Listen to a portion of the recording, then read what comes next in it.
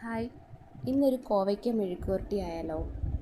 അപ്പം അതിന് വേണ്ടി നമുക്ക് വേണ്ടുന്നത് കുറച്ച് കോവയ്ക്കയും പയറും സവാളയും എല്ലാം കൂടെ ചേർത്തുള്ളൊരു മെഴുക്കുവരട്ടിയാണ്. അപ്പോൾ നമുക്ക് കോവയ്ക്കയും പയറും കൂടെ നമുക്ക് കഴുകി വൃത്തിയാക്കി ചെറുതായിട്ട് അരിഞ്ഞ് കട്ട് ചെയ്ത് വെക്കാം. പിന്നെ നമുക്ക് കുറച്ച് സവാള, കറിവേപ്പില, പച്ചമുളക്, വെളുത്തുള്ളി, കുറച്ച് കാന്താരി ഇതെല്ലാം കൂടെ ചേർത്ത് കട്ട് ചെയ്ത് വെക്കാം. അതിന് ശേഷം നമ്മൾ ചെറുതായിട്ട് എണ്ണയിൽ ചെറുതായിട്ട് വഴറ്റിയെടുക്കാം. കുറച്ച് എണ്ണ മാത്രം മതി. പിന്നെ ഇതിനകത്തൂടെ സവാളയും കൂടെ ചേർത്ത് നല്ല രീതിയിലൊന്ന് വഴറ്റിയെടുക്കാം.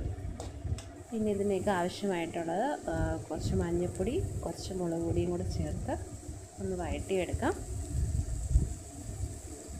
കുറച്ച് വഴറ്റി വരുന്നതിന് ശേഷം നമുക്ക് കുറച്ച് നമ്മൾ കട്ട് ചെയ്ത് വെച്ചിരിക്കുന്ന പിന്നെ കോവയ്ക്കയും പയറും കൂടെ ചേർത്ത് മിക്സ് ചെയ്തെടുക്കാം. അതിനുശേഷം നമ്മൾ കുറച്ചൊന്ന് അടച്ച് വെച്ച് വേവിക്കാം. ഒരു 10-12 മിനിറ്റിനുള്ളിൽ തന്നെ ഇത് നല്ല സ്വാദിഷ്ടമായ കോവയ്ക്ക മെഴുക്കുവരട്ടി റെഡി. എല്ലാവർക്കും ഒന്ന് തയ്യാറാക്കി നോക്കാവുന്നതാണ്.